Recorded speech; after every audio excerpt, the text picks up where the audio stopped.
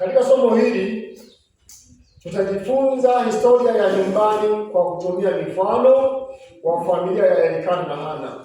Katika somo hili tutafika sehemu, muda wetu ukituruhusu, tutajifunza kwa mfano wa familia ya Elikana na Hana, wazazi wa Nabii Samueli. Pia tutajifunza namna ya kuhuisha ibada za familia. Pia tutajifunza kuhuisha ibada za familia na faida zake, kwamba familia inapokuwa ina ibada pale nyumbani za kila siku kuna faida gani. Kwa hiyo asubuhi hii ya leo katika somo hili ninaomba tuweze kuwa makini sana kwa kila mmoja kusikiliza somo hili ambalo linasemaje? Inasema dini ya nyumbani inatangulia dini ya kanisani. Somo letu linasema dini ya nyumbani inatangulia ile ya wapi? Unajua kuna watu wanaonekana ni watu wa dini ndani ya jengo hili. Ndani ya nini? Ndani ya jengo. Kuna familia zinaonekana kwamba ni familia za kiroho zikiwa ndani ya jengo, lakini zikiwa nje ya jengo hili ambamo zimeingia sasa, kule nje zinahesabika hazina tofauti na familia za wapagani. Hazina tofauti na familia za nani? Hazina tofauti na familia za kipagani. Ndugu zangu, tunapozungumza kuhusu dini ya nyumbani, kwanza kuna neno hapo dini, si ndio? Neno hili linamaanisha nini? Tunaposema dini ya nyumbani, neno dini linamaanisha mfumo wa imani, ibada na mwenendo wa maisha unaomhusisha mwanadamu na nguvu ya juu au Mungu. Ni muunganiko wa imani, mafundisho, desturi, ibada na sheria zinazomuongoza mtu au kundi la watu katika kuishi kwa mujibu wa maadili na maagizo ya kiroho au kimungu. Kwa muktadha wa Kiswahili, dini ni imani au itikadi ya mtu juu ya Mungu au miungu, pamoja na taratibu za kuabudu, kufuata maadili na kushiriki ibada mbalimbali. Dini ya nyumbani ni ibada ya pamoja ya familia inayofanyika nyumbani kila siku. Tunapozungumza kuhusu dini ya nyumbani na tangulia ile ya kanisani, tunamaanisha kwamba dini ya nyumbani ni ibada ya pamoja na familia inayofanyika nyumbani kila siku. Ni wakati wa familia kukusanyika, kusali, kusoma neno la Mungu, kuimba, kushirikiana na kujifunza kuhusu maisha ya kiroho. Ndio somo letu la asubuhi ya leo. Huo ulikuwa ni utangulizi wa somo letu. Nabii wa Mungu Ellen G. White katika kitabu kimoja cha Testimony, nabii wa Mungu anasema anasema Testimony ni gongo lile la 5, ukurasa ule wa 492. Anasema hivi: nyumba ni hekalu kwa ajili ya familia. Nyumba ni hekalu kwa ajili ya nini? Kwa ajili ya familia. Na chumba cha faragha au kichaka ni mahali pa faragha kwa ibada ya mtu binafsi. Lakini kanisa ni hekalu la kusanyiko la watu wote. Hapa tulipokuja, hili linaitwa ni hekalu la kusanyiko la nini? La watu wote. Sharti kuwepo na kanuni kuhusu muda, mahali na namna ya kuabudu. Tunapokuwa tumekusanyika hapa kama hekalu la kusanyiko la nani? La watu wote. Sharti kuwepo na kanuni kuhusu muda, ya kwamba kwa sababu ni kusanyiko la watu wote, tunakusanyika hapa saa ngapi kuanza ibada zetu. Lazima tujue kwamba tutakusanyika kama ni saa 3, kama ni saa 2, ibada zetu zitafanyaje? Zitaanza. Kuhusu muda na mahali, kwamba wiki hii tunaenda kuabudia wapi, tutakuwa wapi? Je, tutaenda sehemu fulani, tutaenda nyikani, ama tutakuwa mahali hapa kwenye hili jengo? Na namna ya kuabudu, kwa sababu ni hekalu la kusanyiko la watu wote, sharti kuwepo na taratibu za namna ya kufanyaje, za namna ya kuabudu, kwamba tukiwa kwenye kumwabudu Mungu tunamwabuduje, kwa sababu tumekusanyika kama hekalu la kusanyiko la nini? La watu wote. Chochote kile kilicho kitakatifu, chochote kile kinachohusu ibada ya Mungu visifanyike kwa uzembe wala kutokujali. Kama ibada inahusisha kuimba, kama ibada inahusisha kufanyaje, basi isifanyike, uimbaji usifanyike kwa uzembe. Kama ibada itahusisha maombi, basi maombi yasifanyike kwa unini, kwa uzembe. Kama ibada inahusisha utoaji wa shukrani kwa zaka na sadaka, basi visifanyike kwa unini, visifanyike kwa uzembe. Ndio Mungu anavyotuagiza. Kwa hiyo ninarejelea maneno ya mwanzoni katika kitabu hiki kwamba nyumba ni hekalu kwa ajili ya nini? Nyumba ni hekalu kwa ajili ya nini? Nyumba ni hekalu kwa ajili ya familia. Kwa hiyo familia zetu kule nyumbani, maana yake tunapaswa kutambua kwamba panapaswa pawepo na ibada katika familia huko tunapotoka majumbani. Kama patakuwa na hekalu nyumbani, mahali ambapo ibada zinafanyika kila siku, tutakuwa na kusanyiko la watu wote hapa kama hekalu ambalo limejiandaa kwa ajili ya kumlaki Yesu Kristo. Lakini tukiwa na hekalu la kusanyiko la watu wote tu mahali hapa ambalo nyumbani hakuna, basi tutegemee maporomoko makubwa ya kiroho.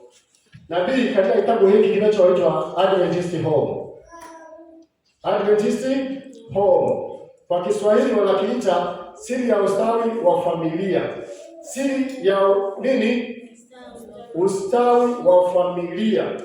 Kwenye sura ya 54 ndipo mahali hasa ambapo somo letu limejengwa. Sura ile ya 54, dini katika familia. Somo lenyewe linaitwa dini katika nini? Katika familia.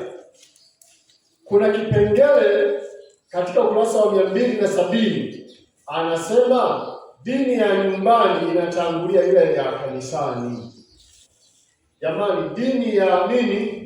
Ya nyumbani kule inapaswa itangulie ile ya wapi? Ya kanisani. Nabii anasema nyumbani msingi unawekwa kwa ajili ya ustawi wa kanisa. Nyumbani ndiko msingi unakowekwa kwa ajili ya ustawi wa nini? Kama kule nyumbani hakuna msingi unaowekwa, basi huenda tusiwe na ustawi mzuri wa kanisa. Huenda tusiwe na ustawi mzuri wa nini? Wa kanisa. Ili kanisa liweze kuwa na ustawi, kumbe inabidi ustawi uanzie kwanza kuwekwa wapi? Kule nyumbani. Nyumbani ndipo msingi unawekwa kwa ajili ya ustawi wa kanisa. Kama familia, kama nini? Kama familia kule nyumbani haiwezi kusaidia wahitaji, kama familia haiwezi kwenda kuona wagonjwa, kama familia haiwezi kuona umuhimu wa kusaidia wasiojiweza, patakuwa na kazi vile vile kanisani hapa. Kwa sababu dini inaanzia wapi? Inaanzia kule nyumbani. Kwenye hili kusanyiko la watu wote patakuwa na shida. Lakini kama familia zinaona umuhimu wa kuweza kusaidia, kama familia zinaona umuhimu wa kuweza kusaidia jamii inayoteseka, jamii inayohangaika, kama familia zinaona umuhimu wa kwenda kuona wagonjwa hospitalini na kuwasaidia, Basi tunapokusanyika mahali hapa kama kusanyiko la watu wote, patakuwa na kanisa lenye nguvu na ustawi ulio bora. Umewahi kwenda hospitali? Wangapi wamewahi kwenda hospitali? Kwenda tu hospitali au kusalimia wagonjwa, wangapi wamewahi kwenda?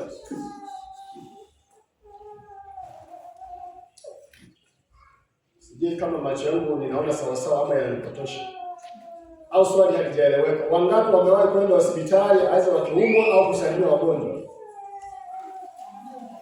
Asante sana. Umewahi kuona kuna watu wanapita wanagawa uji asubuhi kwa wagonjwa? Umewahi kuona? Umewahi kuona? Hao watu ni madhehebu gani? Waislamu. Ni wa?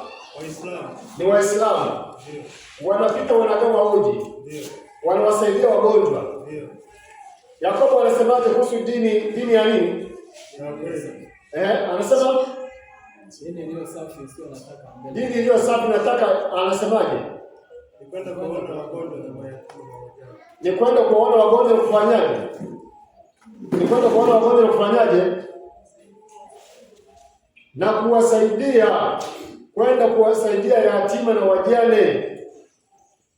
Dini ya kweli kama familia tu haiwezi kuona umuhimu yenyewe kama yenyewe. Umeshawahi kuona kwamba watu wamekuja kama sisi tunasema tumeenda kama kanisa. Hivyo wasema wamekuja kama msikiti. Umewahi kuona hivyo? Kwamba wamekuja kwa pamoja.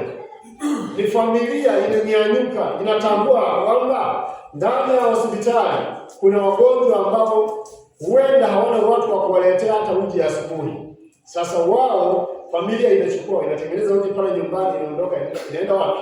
Hospitali. Familia inatambua ya kwamba kuna wafungwa wamefungwa wako magerezani, yamkini hata hawana ndugu anayewapelekea mahitaji kule gerezani. Familia inachukua mahitaji yake kama familia, inapeleka wapi? Inapeleka wapi? Kule gerezani.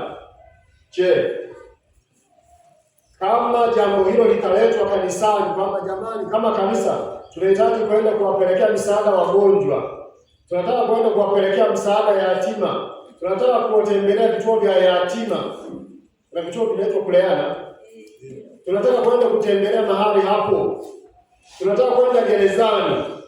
Hizi familia ambazo zinafanya hivyo huko nyumbani, zitakapoambiwa mahali hapo kwenye hekalu la kusanyiko la watu wote, si jambo litakuwa rahisi sana. Lakini kama familia haziwezi kufanya hivyo, familia binafsi kule nyumbani, kama haziwezi kufanya hivyo, basi hapa kanisani itakuwa jambo gumu sana. Inaweza kumaliza jambo mwezi mzima, watu wanahangaikia mchango ili tuende tukawaone hawa watu jamani. Lakini kama familia zitakuwa imara kule nyumbani, kuwa na dini, basi kanisa litakuwa na ustawi mkubwa. Nyumbani msingi huwekwa kwa ajili ya ustawi wa kanisa. Mivuto inayotawala katika maisha ya nyumbani inabebwa katika maisha ya kanisani. Kwa hiyo majukumu ya kanisa yanapaswa kuanza kwanza nyumbani. Na nielewa ndugu zangu, majukumu ya nini? Majukumu ya kanisa yanapaswa kuanza kwanza wapi? Nyumbani. Majukumu yanayoweza kufanywa na kanisa yanapaswa kwanza kuanzia wapi? Nyumbani. Kila familia ione yale majukumu yanayofanywa na kanisa kwamba ni majukumu ya familia hiyo. Kwa sababu gani? Nabii ametuambia kwamba nyumba ni hekalu kwa ajili ya familia. Tunaelewana? Kama kanisa linaona umuhimu wa kwenda kuwaona wagonjwa hospitali, kama kanisa linaweza kusaidia wasiojiweza, kama kuwasaidia watu, kuwapa mitaji wale ambao hawajiwezi ili waweze kujiendesha wao wenyewe, basi familia binafsi inao jukumu hilo. Tunaelewana jamani? Kama familia msaidia asiyejiweza, kama familia kuna watu wamekwama tu mtaji wa kuwawezesha tu, kama jukumu hilo linaweza kufanywa na kanisa, basi familia moja moja inayo jukumu la kufanya hilo. Na Biblia anasema anasema kwamba kwa hiyo majukumu ya kanisa yanapaswa kuanza kwanza nyumbani. Majukumu ya nini jamani? Ya kanisa. Kama kanisa, wakina mama wanaweza kunyanyuka kwenda kumtembelea mama mwenzao aliyejifungua kwa ajili ya kumpatia zawadi, sawa, kumpelekea sabuni, kumpelekea sukari, kumpelekea nguo za mtoto. Kama kanisa linaweza kufanya hivyo, kumbe familia yenyewe moja moja ambayo ni hekalu inapaswa kufanya hivyo kule nyumbani. Umesikia jirani yako amejifungua, mama, umesikia jirani yako amejifungua, unabeba pasipo kuambiwa na kanisa huku, unabeba zawadi zako wewe peke yako, wewe na familia yako, unapeleka sadaka yenu ya upendo kwa familia ile. Majukumu ya kanisa yanapaswa kuanzia kwanza wapi? Nyumbani. Tumeelewana jamani? Ndio. Kama haya hayataanzia nyumbani, hapa patakuwa ni shughuli ngumu. Kama kanisa linaweza kufikiria maboresho ya nyumba ya ibada, kwamba nyumba ya ibada sasa inahitajika labda pengine pigwe plasta ndani, uwekewe labda vigae ndani, uwekewe madirisha. Kama kanisa linaweza kufikiria hivyo, kama kanisa la hekalu la kusanyiko la watu wote linaweza kufikiria hivyo, basi hekalu la nyumbani linapaswa kufikiria kuhusu nyumba ya Bwana. Jukumu linalofanywa na kanisa inapaswa lianzie wapi? Familia yako ikae ifikirie kuhusu nyumba ya Bwana. Familia kama nini? Kama familia ikae ifikirie kuhusu nyumba ya Bwana. Kama kanisa linaweza kufikiria kwamba hapa kwa kuangalia ni kanisa kwa kweli, hapa sasa tunaona pengine kunahitajika pawekwe madirisha, baadaye labda tupige plasta ndani. Kama kanisa linaweza kufikiria hivyo, jambo hilo linapaswa lianzie wapi? Kwenye hekalu la familia, ili tukikutana hapa kama hekalu la kusanyiko la watu wote na uongozi ukaleta jambo hilo linalohusu maendeleo ya kanisa, basi tutalitimiza ile jambo kwa wakati mwafaka, kwa sababu ni jambo linalofikiriwa kuanzia wapi? Kuanzia kule nyumbani. Tunapokuwa na dini nzuri nyumbani, tutakuwa na dini bora inayofaa. Shikilia ngome nyumbani, iweke wakifu familia yako kwa Mungu, na kisha sema na kutenda nyumbani kama Mkristo. Kuweni wema na wastahimilivu na uvumilivu nyumbani, mkijua kwamba ninyi ni walimu. Kila mama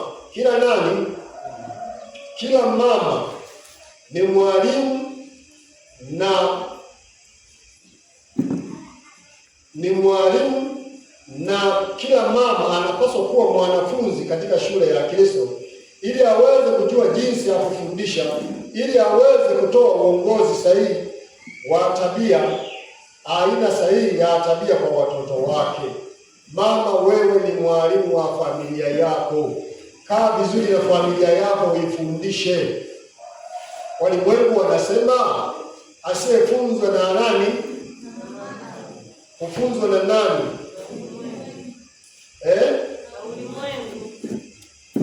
Jana nilipokuwa nikiangalia matukio yaliyokuwa yakiendelea ya sikukuu hii iliyoisha, sikukuu ya Krismasi, nikaona watu wanafundishwa na ulimwengu. Nikaona watu wanafanyaje? Wanafundishwa na ulimwengu. Mama, unapaswa kuelewa kwamba wewe mwalimu wa familia yako. Wewe mwalimu wa nini? Wa familia yako. Kama hautaweza kuifundisha familia yako, tegemea kwamba ulimwengu utakufundishia. Ulimwengu utafanyaje? Ulimwengu una tabia zake. Kwa hiyo kile ambacho ungependa kiwe kwa watoto wako, basi elewa kwamba wewe u mwalimu unayetoka kufundisha. Pale ambapo kuna ukosefu wa dini nyumbani, pale ambapo kuna ukosefu wa nini? Maana yake kuna dini ambazo, kuna familia ambazo hazina dini nyumbani. Yaani zinaonekana kwamba ni za dini hizi familia siku ya Sabato. Yaani siku ya Sabato unapofika inaonekana kwamba hii familia ni nini? Ni wanadini, kumbe ni wanadini. Na wanadini wao unaonekana ndani ya jengo. Lakini nje ya jengo, nje ya nini? Ya jengo katika maisha ya kule mtaani ni wapagani. Sasa nabii anasema pale ambapo kuna ukosefu wa dini nyumbani, ungamo la imani halina thamani. Wengi wanajidanganya kwa kufikiri kwamba tabia itabadilishwa wakati wa kuja kwa Kristo, lakini hakutakuwa na uongofu wa moyo wakati wa kuonekana kwake.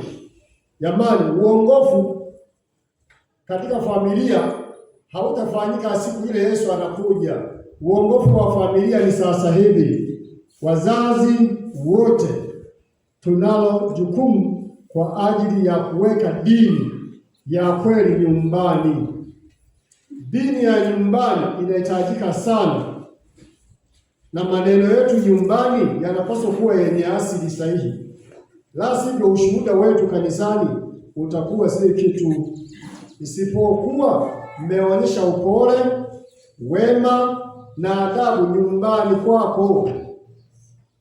Jamani wazazi,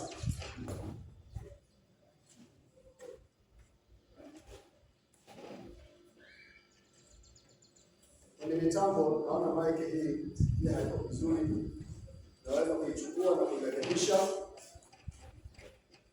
Kwenye mitambo unaweza kuchukua maiki hii na kuirekebisha vizuri ili tuweze kusikilizana vizuri.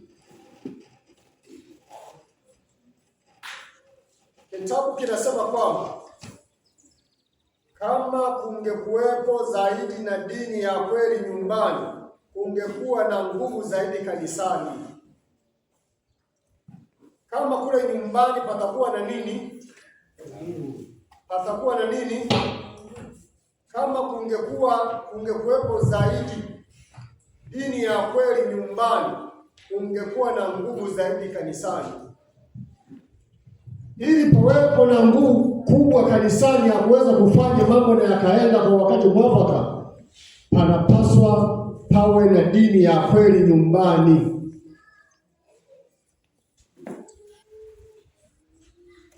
Wazazi wanafanya kosa baya sana wanapopuuza kazi ya kuwapa watoto wao mafundisho ya kidini.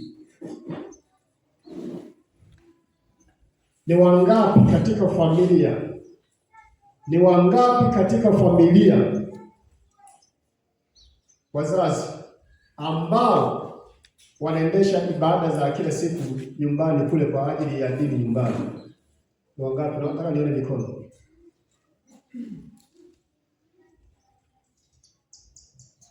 Ninaona mtu mmoja hapa.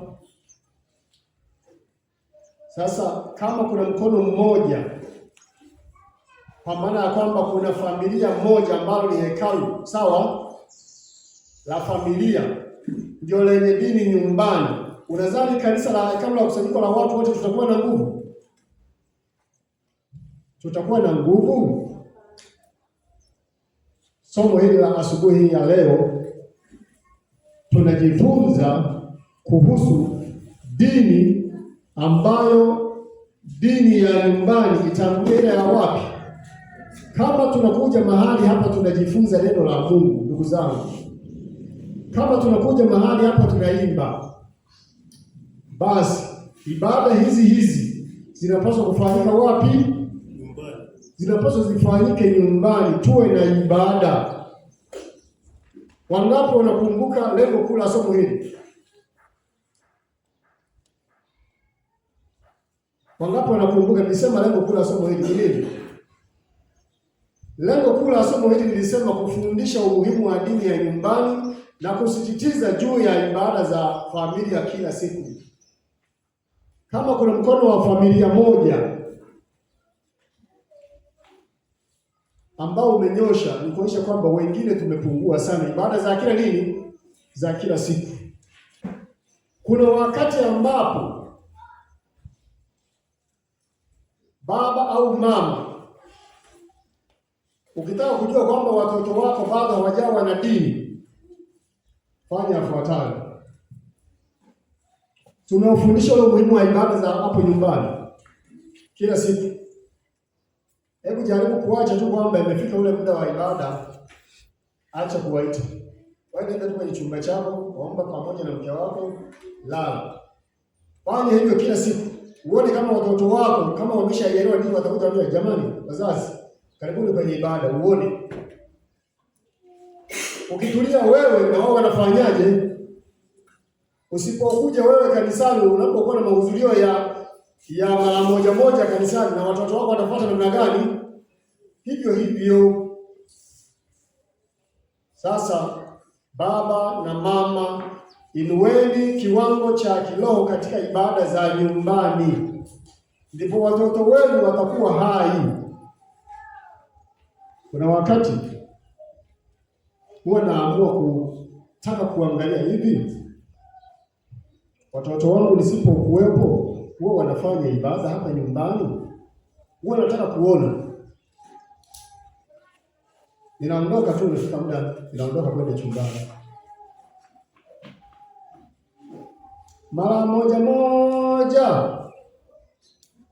namuona Happy anakuja, baba twende tukaombe. Namuona nani? Lakini yule mzaliwa wa kwanza, yule mzaliwa wa ngapi? Wa kwanza, mwenye jukumu hilo, akiona nimeenda, anaenda chumbani kwake.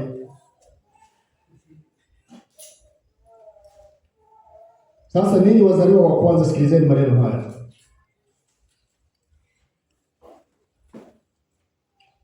Kila mwanafamilia ajiweke wakifu kwa Mungu. Kila mwanafamilia ajiweke wakifu kwa nani? Kwa Mungu. Maelekezo ambayo Musa aliyatoa kuhusu sikukuu ya Pasaka yamejaa umuhimu na ni ya kutumika kwa wazazi pamoja na watoto katika zama hizi za ulimwengu. Baba alipaswa kufanya kazi kama kuhani. Baba alipaswa kufanya kazi kama nani? Kama kuhani wa kaya. Na ikiwa baba alikuwa amekufa, labda hayupo, baba amekufa, mwana mkubwa aliye hai alipaswa kufanya tendo hili makini la kunyunyiza damu kwenye mimo ya milango. Hii ni ishara ya kazi inayopaswa kufanyika katika kila familia. Wazazi wanapaswa kukusanya watoto wao nyumbani na kumleta Kristo mbele yao kama Pasaka yao. Baba anapaswa kumweka wakifu kila mkazi wa nyumbani kwake kwa Mungu na kufanya kazi ambayo inawakilishwa na sikukuu ya Pasaka. Sikukuu ya Pasaka inawakilisha nini? Inawakilisha utakaso. Inawakilisha nini? Utakaso. Baba katika familia anafanya kazi kama kuhani wa familia, awekaye familia yake mbele za Mungu na kuifanyia huduma ya utakaso, kuwaweka wakifu watoto wako. Kuna watu wanasubiri kuja kuwaleta hekaluni watoto wao ili waweke wakifu na mchungaji, lakini wao wenyewe kama wazazi wa watoto hao hawawaweki watoto wao wakifu. Mkumbukeni mtumishi wa Mungu Ayubu aliyekuwa anaenda kufanya huduma ya kuwaweka wakifu watoto wake kila siku, akisema kwamba huenda wanangu wamefanyaje? Huenda wanangu wamemtenda Mungu dhambi. Anawafanyia huduma ya utakaso ili wawe safi mbele za Mungu. Wazazi tunalo jukumu kubwa sana la kuhakikisha kwamba watoto wetu tunapaswa kuwaweka wakifu. Nabii amesema katika kitabu hiki kwamba Wazazi wanapaswa kukusanya watoto wao nyumbani na kuwaweka wakifu kila mkazi wa nyumbani kwake. Kila mnani? Mkazi. Kama utawaweka wakifu kwa pamoja, kama utaamua kuweka utaratibu kila siku, unamsogeza mmoja mbele za Mungu rasmi kwa maombi yake, kwa mambo yake binafsi, unamuombea, nalo ni jambo jema. Lakini maandiko yanasisitiza kwamba wazazi wanapaswa kukusanya watoto wao nyumbani na kumleta Kristo mbele yao kama Pasaka yao, kwa maana Pasaka wetu amekwisha kufanyaje? Amekwisha kutolewa. Yaani nani? Yaani Kristo. Mlete Kristo mbele ya watoto wako. Kitabu kinasema baba anapaswa kuwaweka wakifu watoto wake. Lakini kuna jambo lingine lilitangulia kusema kwamba baba alipaswa kufanya kazi kama kuhani wa kaya, na ikiwa baba alikuwa amekufa, mwana mkubwa ndiye anayechukua jukumu hilo. Mwana nani? Mkubwa. Wewe mzaliwa wa kwanza katika familia yenu, unalo jukumu la kuileta familia yenu, la kuileta familia ya baba yako, ya kuleta familia, kuwaleta wadogo zako kwa mwana kondoo wa Mungu aichukue dhambi ya ulimwengu. Baba asipokuwepo, mwana mkubwa achukue jukumu hili. Mwana namna gani? Katika somo hili ninapenda kusisitiza yafuatayo.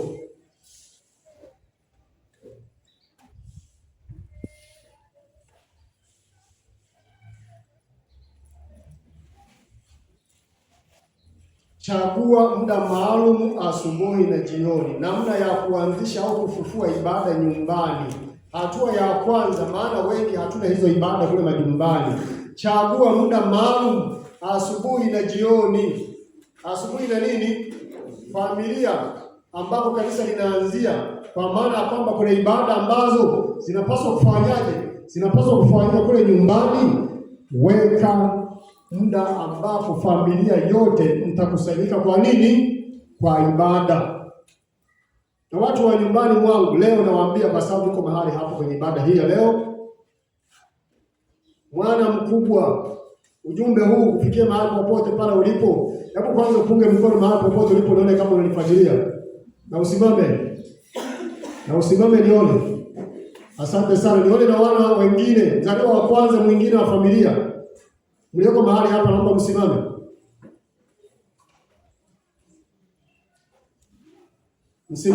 Naomba msimame wote.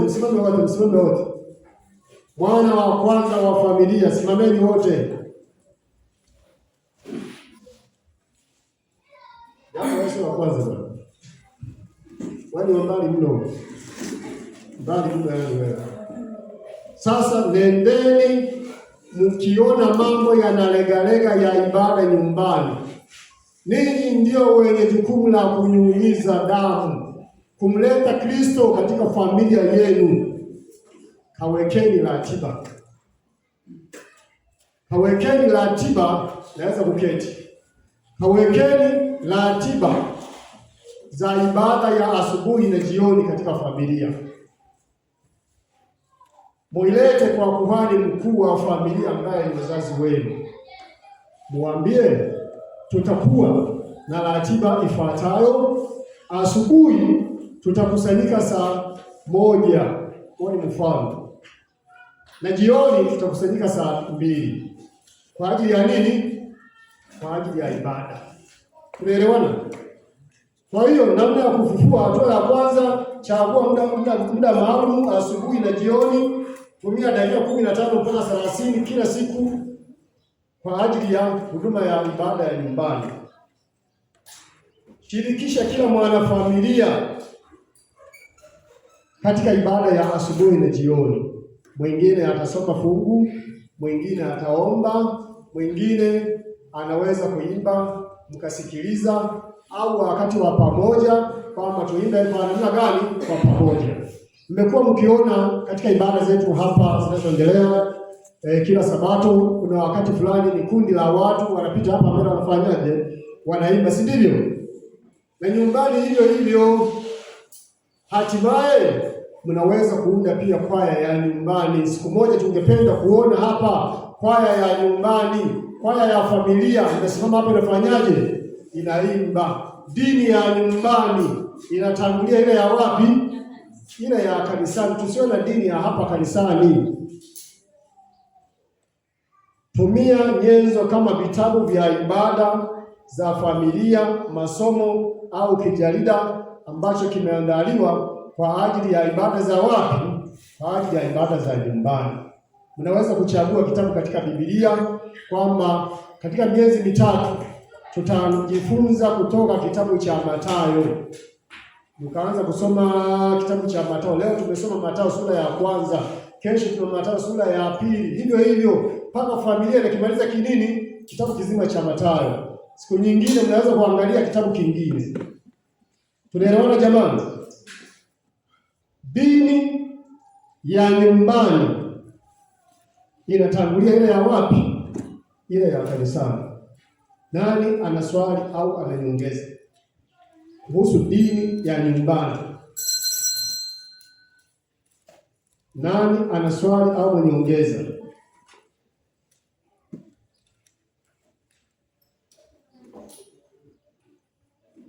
Naam, karibu sana. Wakati wote Bwana ni mwema.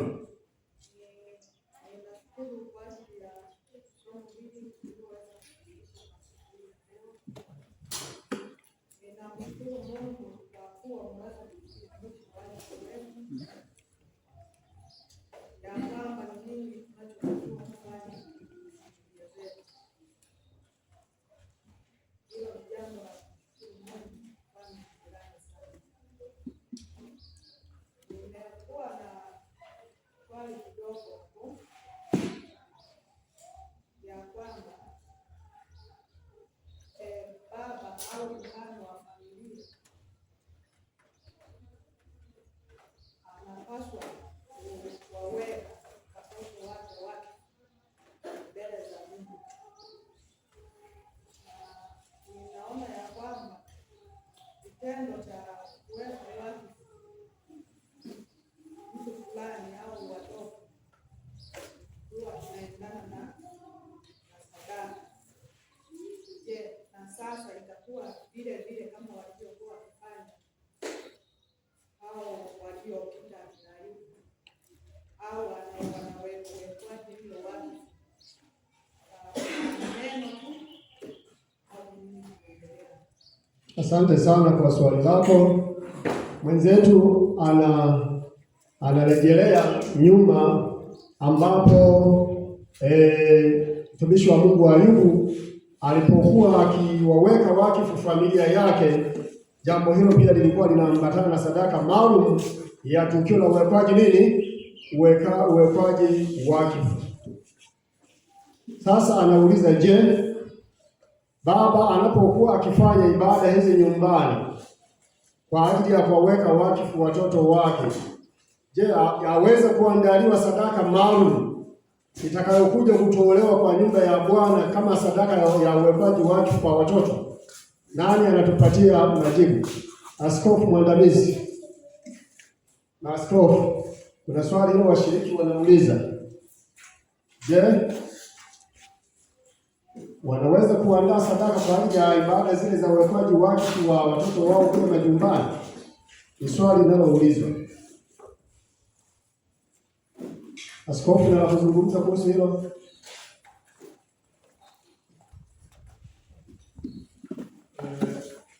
Sasa mwenyekiti wa somo kwa kuelekeza swali hilo kwangu ili kupata majibu halali sahihi. Na asante kwa muulizaji wa hilo. Kwanza kabisa, nyumba ya Mkristo, kwamba mtoto amezaliwa katika nyumba ya Mkristo, uwekwaji wa wakfu wa mtoto ni wa awali kabisa, yaani mtoto anapozaliwa, kwamba kama baba na mama wanajua wajibu wao. Hivyo mtoto tu anapozaliwa anawekwa wakfu mbele za nani? Mbele za Mungu, na hasa watoto wa kiume, sababu mtoto wa kiume kama mwalimu alivyogusia na kutoa mifano ya nyuma yake, mzaliwa wa kwanza mtoto wa kiume ni mrithi wa baba wa familia. Hivyo mtoto anapozaliwa tu ni wajibu kwa mujibu wa maandiko matakatifu anawekwa wakfu, yaani anakabidhiwa mikononi mwa Mungu ili Mungu amlee, yaani asaidiane na wazazi kumlea mtoto au kuwalea watoto. Hivyo hatua ya malezi sasa inaanza. Lakini kama mtoto labda familia walikuwa ni wapagani, baadaye wakaongoka wakaja katika kanisa la Mungu, hivyo wanapojifunza na kuelewa maana ya mtoto kumweka wakfu, ndipo hata kama ni watoto wakubwa sasa wanawekwa wakfu mikononi mwa nani? Mwa Mungu. Hivyo swala la sadaka kwa kweli ni takwa la hiari la mtu aliyeongoka, kwamba amejifunza na kuelewa maana ya kumtolea Mungu shukurani ni nini. Hivyo anapokwenda kutoa kuweka wakfu mtoto wake au watoto wake, anamshukuru Mungu kwa sadaka alizoziandaa kwa ajili ya jambo hilo. Kwa hiyo kwa ufupi, mtoto kumweka wakfu ni jambo la maana sana, kwa sababu unapoweka wakfu mtoto, ina maana umemkabidhi Mungu ili Mungu asaidiane na wewe sasa kumlea wewe mtoto. Na unapomweka wakfu, Roho Mtakatifu anakuwa juu yake ili kumfundisha maisha sasa ya ucha Mungu. Kwa hiyo swala la sadaka kwa kweli siwezi nikalisema kwamba ni sheria, ila huko nyuma ilikuwa ni sheria kwamba unapopeleka mtoto weka wakfu ambatanisha na nini? Na sadaka. Ilikuwa ni sheria. Lakini tunapokuja katika agano jipya huku, sheria inakuwa ndani ya mioyo yetu. Hivyo wajibu wako unamfahamuje Mungu? Unamfahamuje Mungu namna kuhusiana na masuala la matoleo. Kwa hiyo ni mwitikio kulingana na uongofu wako. Hivyo unaweza ukampa Mungu mwanao, yaani ukamtoa wakfu au ukamweka wakfu. Ila hata matoleo inategemea sasa kwamba uje unapompeleka mbele za Mungu, wewe nyumbani kwako na nini? Na uongofu umeongokaje? Kwa hiyo swala la sadaka ni swala la hiari, swala la uongofu. Unamuelewaje Mungu katika masuala ya kiroho? Kwa hiyo hatuweki sheria. Ndio maana hata mtoto leo tunaposema watoto wazazi walete watoto wao waweke wakfu, mara nyingi wamekuja hapa wengine hawana nini? Hawana hata sadaka. Kwa hiyo huwezi kumlaumu kama kwa nini amemleta mtoto huyu hana sadaka. Kwanza si sheria ambayo inaomba lazima iwe hivyo. Hapana, isipokuwa ni uongofu wa mtu kulingana na Mungu alichombariki nacho. Kwa hiyo anapompeleka mtoto wake, anampeleka na moyo wa shukrani kwa matoleo kama anayo. Lakini kama hana, basi unampeleka mtoto wewe. Kwa hiyo swala la kumweka mtoto wako ni jambo la maana sana, kwa sababu unamweka mikononi mwa Mungu ili Mungu awe juu ya mtoto huyu, aendelee kumlea na kadhalika. Nilikuwa na machache hapa ya kusoma, lakini kwa vile nilikuwa najibu swali niishie hapo mwalimu. Asante sana, asante sana. Nani mwingine yuko na nyongeza ya somo ama nyongeza ya swali liloulizwa ama swali lingine? Naam, una swali lingine? Ndio.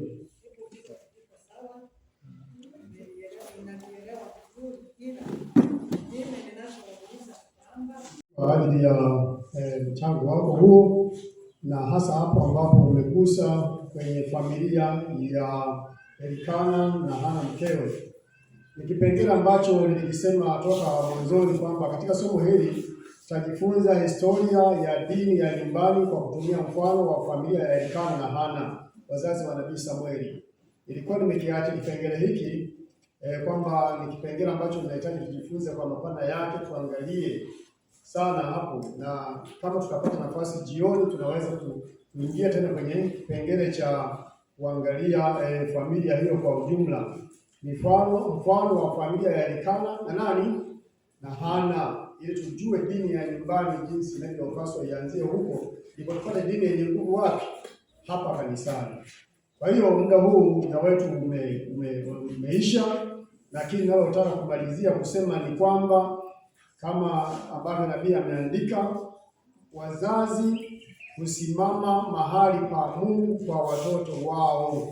Nendeni wazazi, mkaanze kusimama mahali pa Mungu kwa ajili ya watoto wenu, kuwaambia kile wanachopaswa kufanya na kile ambacho wapaswa kufanyaje ukifanya.